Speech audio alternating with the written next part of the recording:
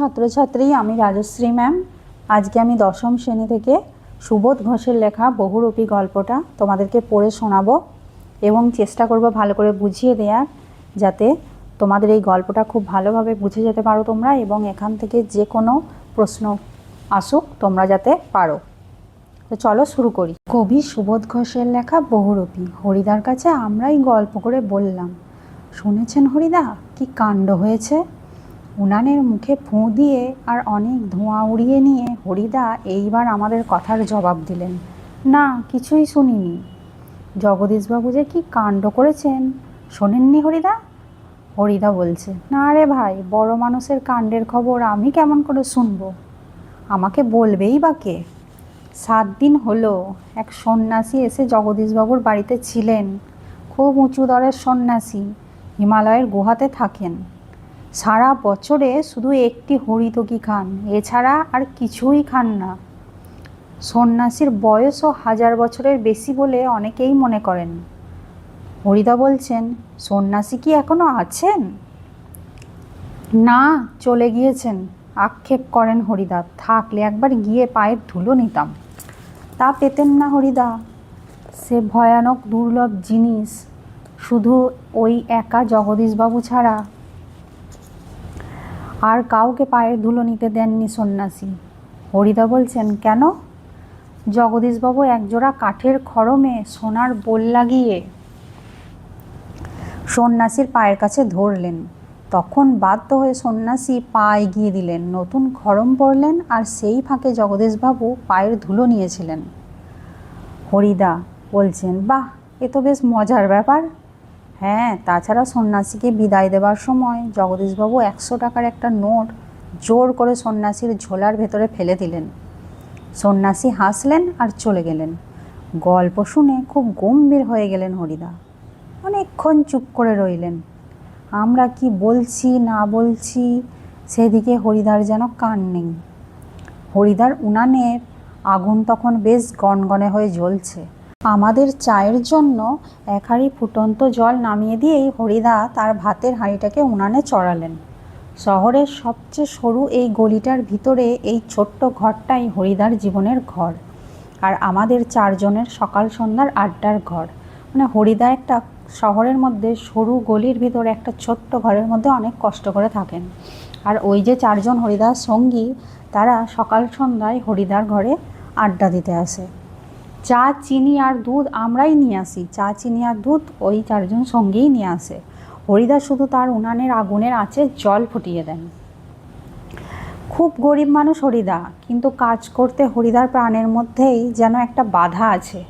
ইচ্ছে করলে কোনো অফিসের কাজ কিংবা কোনো দোকানের বিক্রিওয়ালার কাজ পেয়ে যেতে পারেন হরিদা, কিন্তু ওই ধরনের কাজ হরিদার জীবনের পছন্দই নয়।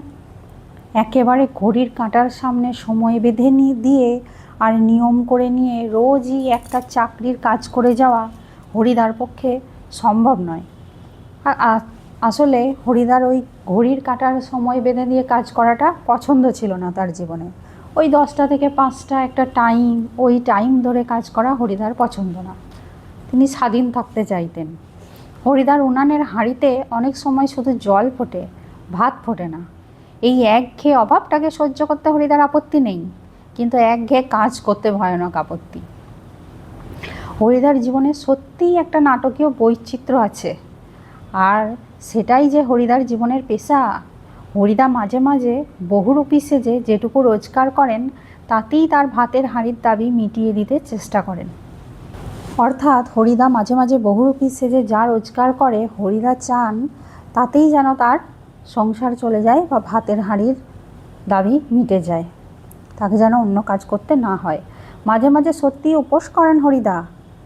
তারপর একদিন হঠাৎ আবার এক সকালে কিংবা সন্ধ্যায় বিচিত্র ছদ্মবেশে অপরূপ হয়ে পথে বের হয়ে পড়েন। কেউ চিনতে পারে না। যারা চিনতে পারে 1 আনা 2 আনা বকশিস দেয়, আর যারা চিনতে পারে না তারা হয় কিছুই দেয় না কিংবা বিরক্ত হয়ে 2-1 পয়সা দিয়ে দেয়। একদিন চকের বাস স্ট্যান্ডের কাছে ঠিক দুপুরবেলাতে একটা আতঙ্কের হল্লা বেজে উঠেছিল। একটা উন্মাদ পাগল, তার মুখ থেকে লালা ঝরে পড়ছে, চোখ দুটো কটকটে লাল, তার কোমরে একটা ছেঁড়া কম্বল জড়ানো, গলায় টিনের কৌটার একটা মালা। পাগলটা একটা থান ইট হাতে তুলে নিয়ে বাসের উপরে বসা যাত্রীদের দিকে তেড়ে যাচ্ছে। চেঁচিয়ে উঠছে যাত্রীরা, দু একটা পয়সা ফেলেও দিচ্ছে। ওই রকম হঠাৎ করে একটা উন্মাদ পাগল, মুখ থেকে লালা ঝরে পড়ছে, চোখ দুটো কটকটে লাল, কোমরে একটা ছেঁড়া কম্বল জ্বালানো, গলায় একটা টিনের কৌটোর মালা, থান ইট তুলে নিয়ে যাত্রীর দিকে তেড়ে যাচ্ছে। যারা চেনে না তারা তো চট করে বুঝতে পারবে না বহুরূপী না সত্যিই পাগল। দু একটা পয়সা ফেলেও দিচ্ছে। একটু পরেই বাসের ড্রাইভার কাশীনাথ ধমক দেয়, খুব হয়েছে হরি, এই বাস সরে পড়ো, অন্যদিকে যাও। হ্যাঁ, ওটা কি একটা বহুরূপী? বাসের যাত্রীরা কেউ হাসে, কেউ বা বেশ বিরক্ত হয়, কেউ আবার বেশ বিস্মিত।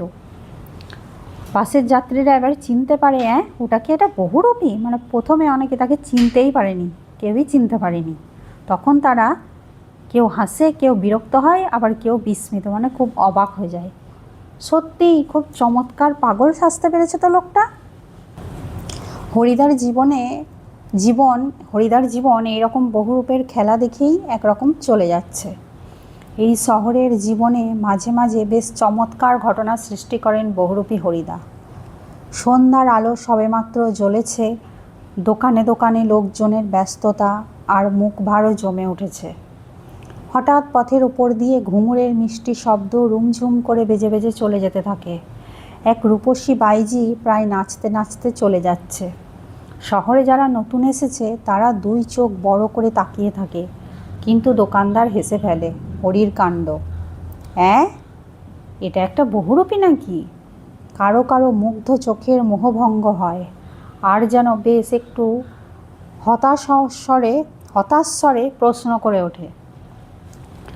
বাইজির ছদ্মবেশে সেদিন হরিদার রোজগার মন্দ হয়নি। মোট 8 টাকা 10 আনা পেয়েছিলেন, আমরাও দেখেছিলাম। একটা দোকানের সামনে গিয়ে দাঁড়াচ্ছে সেই রূপসী বাইজি, মুচকি হেসে আর চোখ টিপে একটা ফুল সাজিয়ে এগিয়ে দিচ্ছে। দোকানদারও হেসে ফেলে আর একটা সিকি তুলে নিয়ে বাইজির হাতের ফুল সাজির ওপর ফেলে দেয়। কোনো দিন বাউল, কোনো দিন কাপালিক, কখনো বোঁচকা কাঁধে বুড়ো কাবুলিওয়ালা, কখনো হ্যাট কোট প্যান্টুলুন পরা ফিরিঙ্গি কেরামিন সাহেব। একবার পুলিশ সেজে দয়ালবাবুর লিচু বাগানের ভিতর দাঁড়িয়েছিলেন হরিদা। স্কুলের 4টে ছেলেকে ধরেছিলেন, ভয়ে কেঁদে ফেলেছিল ছেলেগুলো। আর স্কুলের মাস্টারমশাই এসে সেই নকল পুলিশের কাছে ক্ষমা চেয়েছিলেন, এবারের মতো মাফ করে দিন ওদের। কিন্তু 8 আনা ঘুষ নিয়ে তারপর মাস্টারের অনুরোধ রক্ষা করেছিলেন সেই নকল পুলিশ হরিদা।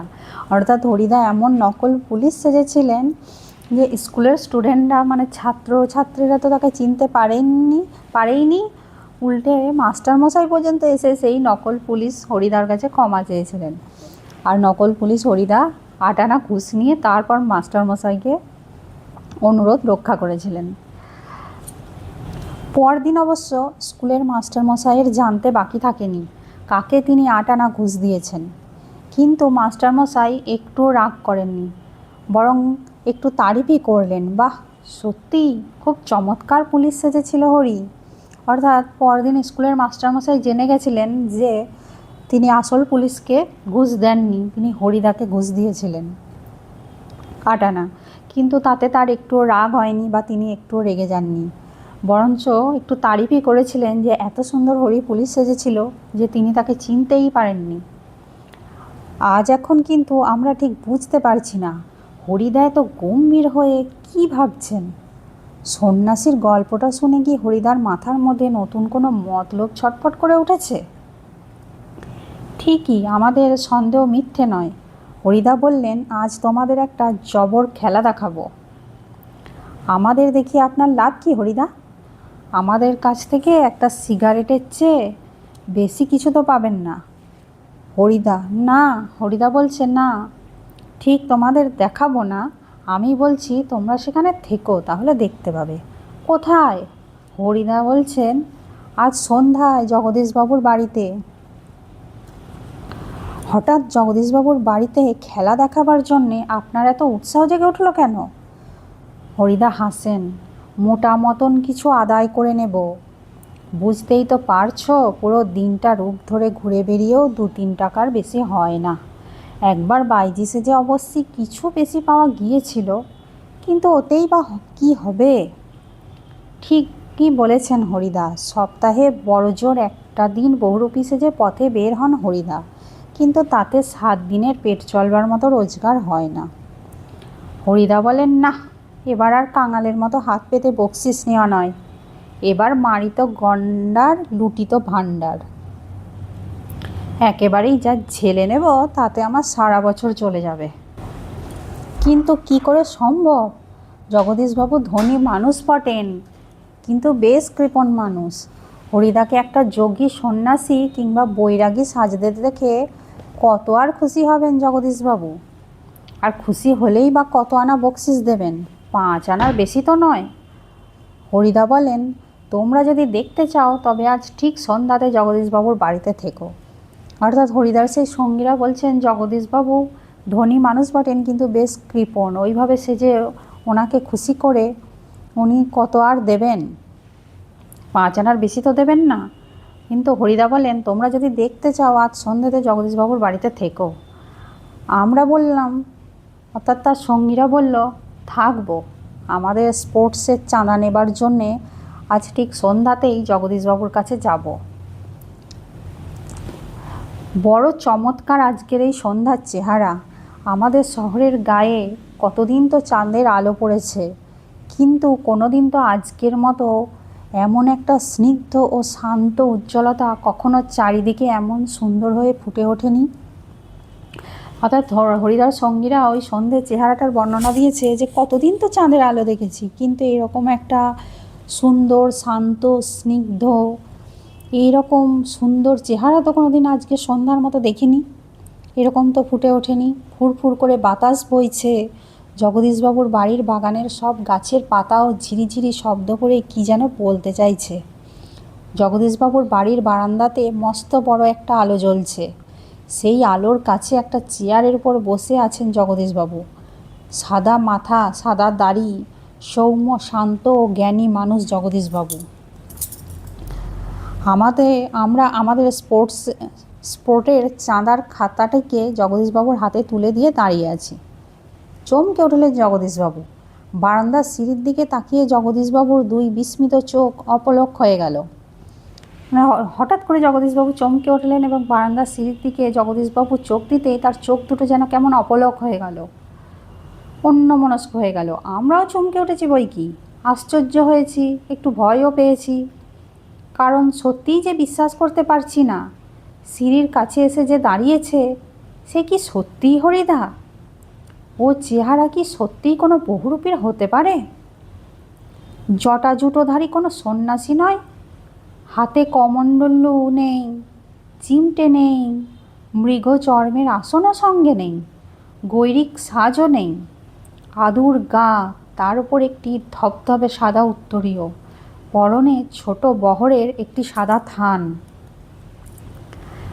মাথায় ফুরফুর করে উঠছে শুকনো সাদা চুল, ধুলো মাখা পা, হাতে একটা ঝোলা।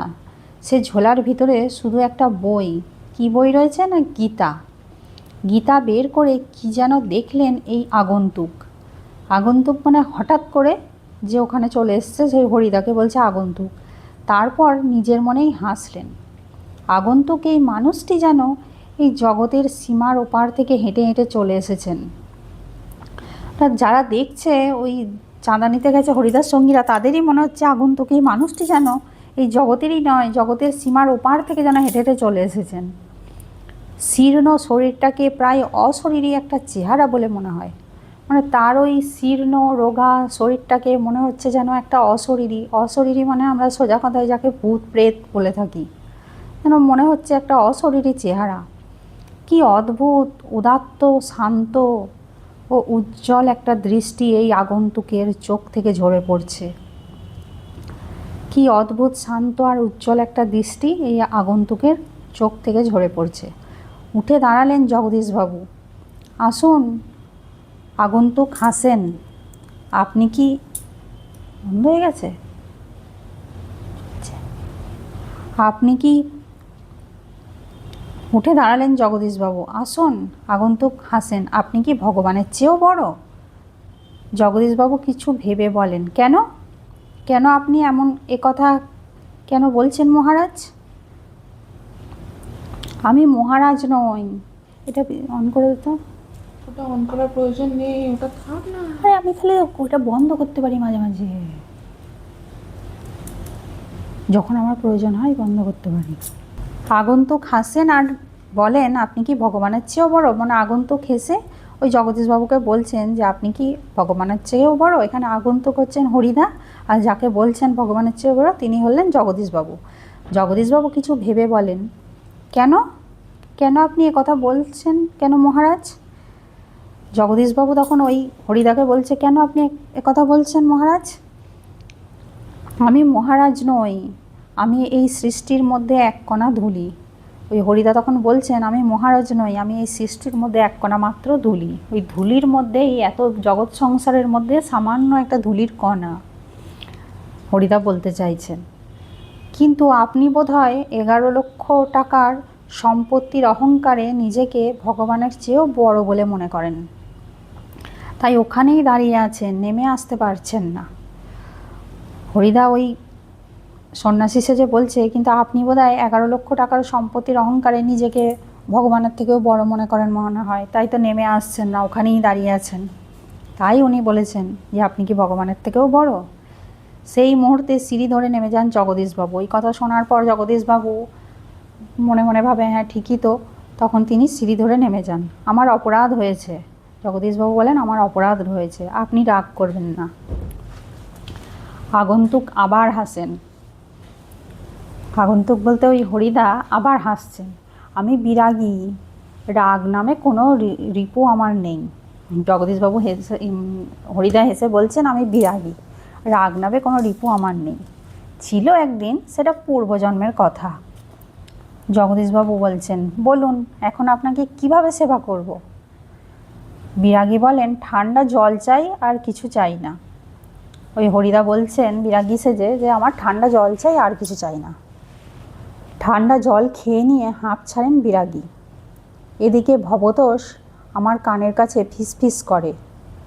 ওই যে যারা গিয়েছিল হরিদাস সঙ্গী, তাদের মধ্যে একজন ভবতোষ নামে অন্য সঙ্গীদের কানের কাছে ফিসফিস করে, না না হরিদা নয়। ওরা বলছে উনি চিনতেই পারেনি এমন। হরিদা সেজে চেয়ে বলছে, না না হরিদা নয়, হতেই পারে না, অসম্ভব, হরিদার গলার স্বর এরকমই নয়।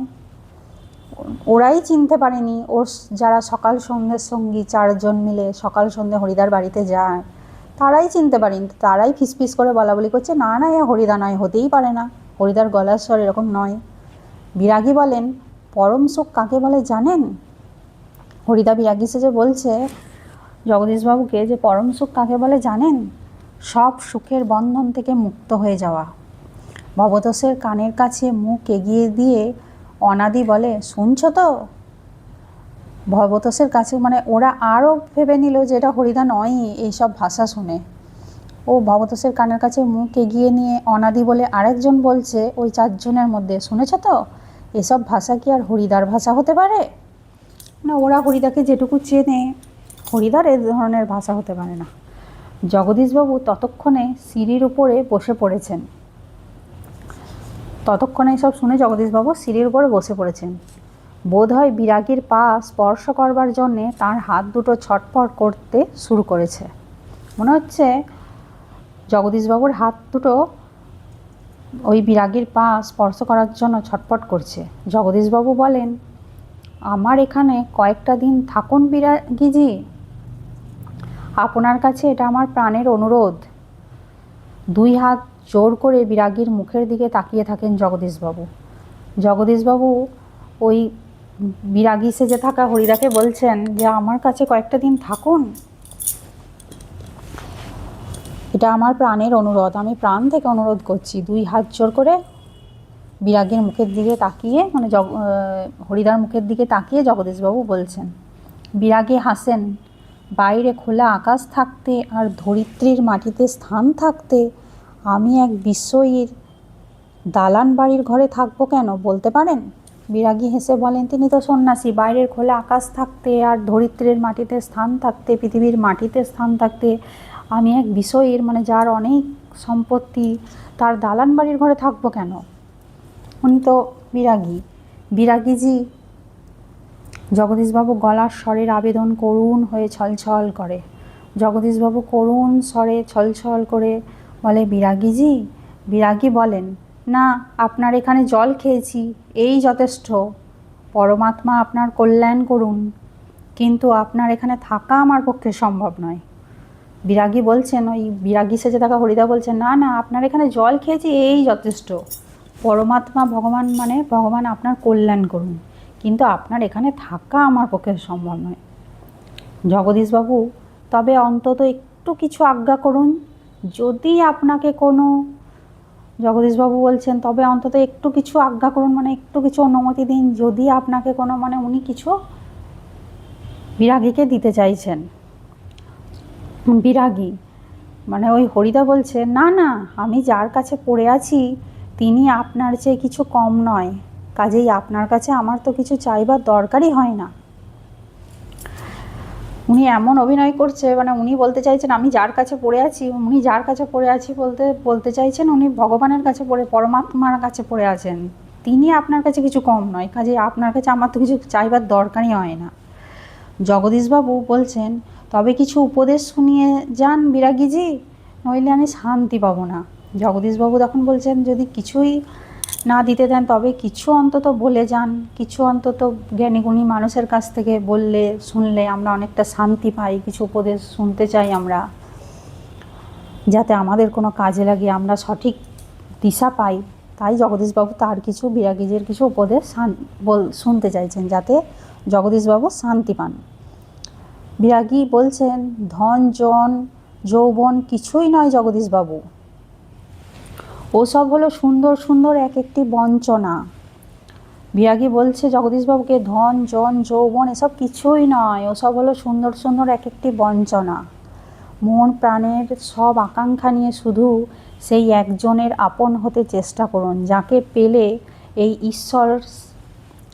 পেলে এই সৃষ্টির সব ঐশ্বর্য পাওয়া হয়ে যায়।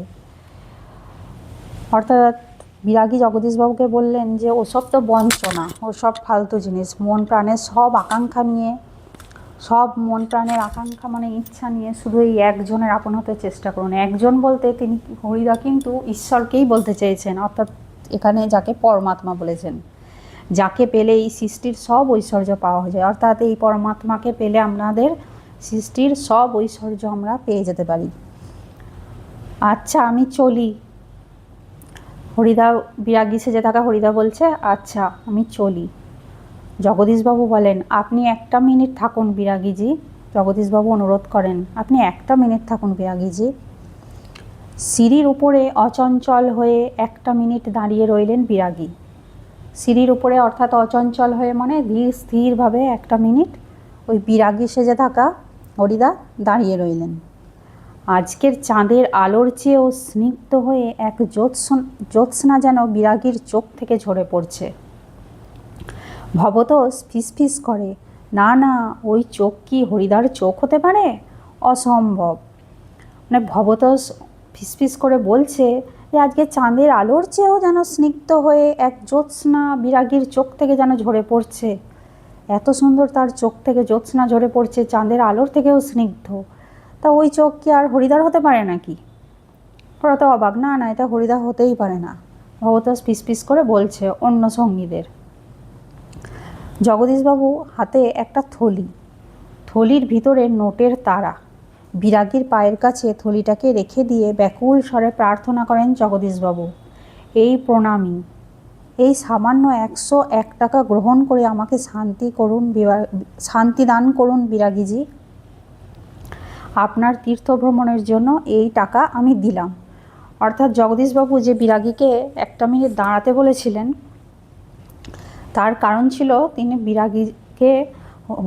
বিরাগী সেজে থাকা হরিদাকে ওই কিছু প্রণামী দিতে চেয়ে তিনি মনে শান্তি পেতে চান, বিরাগীজিকে পেয়ে তিনি যেন কিছু দিয়ে তার মনটা শান্তি হয়। তাই 101 টাকা তিনি অনুরোধ করেন যে বিরাগীজি যেন তার থেকে গ্রহণ করেন, তার থেকে গ্রহণ করলে জগদীশবাবু অনেক শান্তি পাবেন। বিরাগী হাসেন, ওই বিরাগী সেজে থাকা হরিদা হাসেন, আমার বুকের ভিতরেই যে সব তীর্থ। অর্থাৎ এখানে হরিদা এত সুন্দর অভিনয় করছে যেন তাকে ধরতেই পারবে না কেউ, তার সকাল সন্ধ্যে আসা সঙ্গীরাই তাকে ধরতে পারছে না। বিরাগী এত সুন্দর এখানে অভিনয় করে বলছে, আমার বুকের ভিতরেই যে সব তীর্থ, ভ্রমণ করে দেখবার তো কোনো দরকার হয় না। জগদীশবাবু বলছেন, আমার অনুরোধ বিরাগীজি। জগদীশবাবু খুব অনুনয় বিনয় করে বলছে, আমার অনুরোধ বিরাগীজি। অর্থাৎ জগদীশবাবু চাইছেন তাকে তিনি কিছু দিতে পারলে, এইরকম একটা ভালো মানুষকে, এরকম একটা মানে সাধু সন্ন্যাসী যাদের বলি আমরা, যাদেরকে আমরা খুব মানি, তাদেরকে কিছু দিতে পারলে হয়তো তার পূর্ণ হবে, হয়তো তিনি মনে অনেক শান্তি পাবেন। তাই জগদীশবাবু মনে প্রাণে চাইছে তার ওই 101 টাকা যেন বিরাগীজি গ্রহণ করেন। বিরাগী বলেন, আমি যেমন অনায়াসে ধুলো মারিয়ে চলে যেতে পারি, তেমনি অনায়াসে সোনাও মারিয়ে চলে যেতে পারি। এখানে হরিদা এমন অভিনয় করে বলছেন, কেউ ধরতেই পারবে না যে বিরাগীজি আসলে হরিদা। আমি যেমন অনায়াসে ধুলো মারিয়ে চলে যেতে পারি, তেমনি অনায়াসে সোনাও মারিয়ে চলে যেতে পারি। বলতে বলতে সিঁড়ি থেকে নেমে গেলেন বিরাগী। 101 টাকার থলিটা সিঁড়ির উপরেই পড়ে রইল, সেদিকে ভুলেও একবার তাকালেন না বিরাগী। অর্থাৎ 101 টাকার থলিটা সিঁড়ির ওপরেই পড়ে থাকলো, বিরাগী সেদিকে ভুলেও তাকালেন না। কি করছেন হরিদা, কি হলো?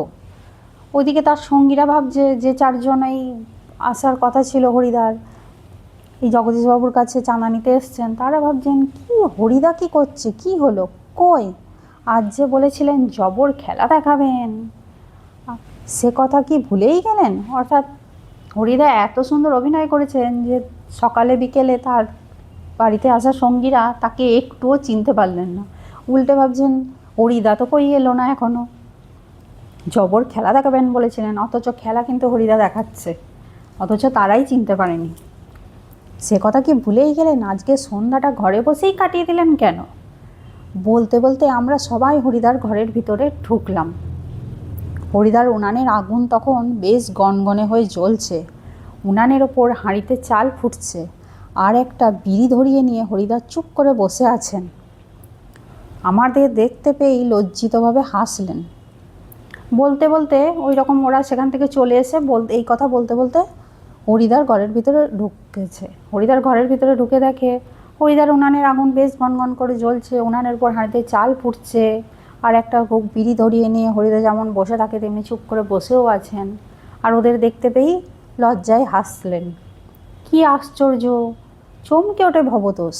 কি আশ্চর্য বলে ভবতোষ চমকে ওঠে, হরিদা আপনি তাহলে সত্যিই বের হয়েছিলেন? আপনিই বৈরাগী?